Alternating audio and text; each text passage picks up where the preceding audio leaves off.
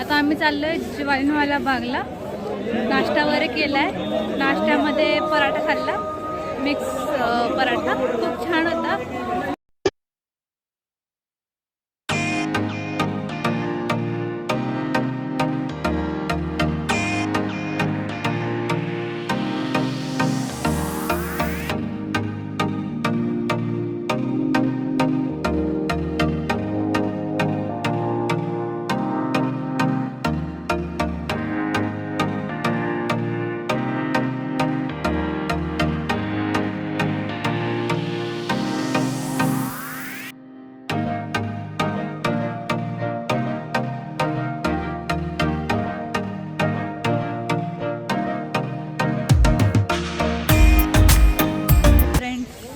ज्वारीनवाला बागला.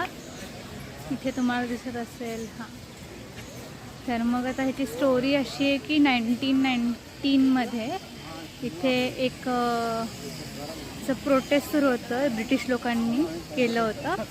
तिथे जे सीख रेजिमेंट्स आहेत त्यांना इथे असं म्हणजे त्यांना असं आधी त्यांना विचारलं होतं की तुम्ही आमच्याकडे काम कराल का, पण मग ते तयार झाले. पण त्यांना तिकडे गेल्यावर त्यांनी असं आय गेस नीट प्रॉपर जे हवं आहे ते दिलं नसेल म्हणून ते परत तिकडे आले. त्यांनी ज्वारीनवाला बागमध्ये 3 असे बिल्डिंग्स बांधल्या, ज्यामधले 3 बिल्डिंग्स त्यांनी क्लोज केले होते आणि एकच बिल्डिंग सुरू होती. त्याच्यामध्ये त्यांनी फायरिंग केलं ब्रिटिश लोकांनी. त्याच्यामध्ये ऑलमोस्ट खूप जणं मेली, अराऊंड 300-350पर्यंत. तर मग आता इथे त्यांनी त्यांचं जे समाधी म्हणतो आपण, तर ते तिथे बनवलेलं आहे. ते पण तुम्हाला दाखवते. आणि जे मी तुम्हाला सांगितली स्टोरी ती कितपत बरोबर आहे मला माहीत नाही, पण जेवढी मला कळाली तेवढी मी तुम्हाला सांगितली. काही चुकलं असेल तर मला करेक्ट करायला विसरू नका. कमेंटमध्ये मला कमेंट करा की हे चुकले म्हणून. तर आता आपण आले ज्वारीनबाग समाधीकडे. मी तुम्हाला दाखवते. तर ही समाधी आहे, हिस्टॉरिकल प्लेस आहे. त्यांनी मेंटेन खूप छान केलं आहे. स्वच्छता पण खूप छान आहे. सकाळी असं पावसाळी वातावरण होतं, पण आता मस्त असं ढगाळ वातावरण झालं. पाऊस येईल असं वाटत नाही, असं छान वाटतं. पण वेदर छान आहे, ऊन नाही आहे, अजिबात ऊन नाही आहे. सो तुम्ही जाऊयात एक्झिटला. तर फ्रेंड्स, आपण जरा शॉपिंग केली आत्ता अमृतसरमध्ये.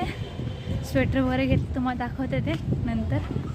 आता आम्ही आलो परत back to hotel. Welcome in. तर जरा फ्रेश होतो आणि तुम्हाला तुमच्याकडे रूम दाखवते. आमची रूम दाखवते.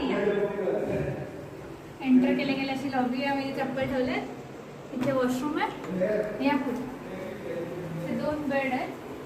ते सामान ठेवलं आहे. ते टी व्हीचं वगैरे आणि आमचं पेचं वगैरे सामान. तुम्हाला जर हा व्लॉग आवडला असेल तर लाईक करा, शेअर करा आणि सबस्क्राईब करायला विसरू नका. So stay tune for next vlogs. We will get soon back. Bye bye.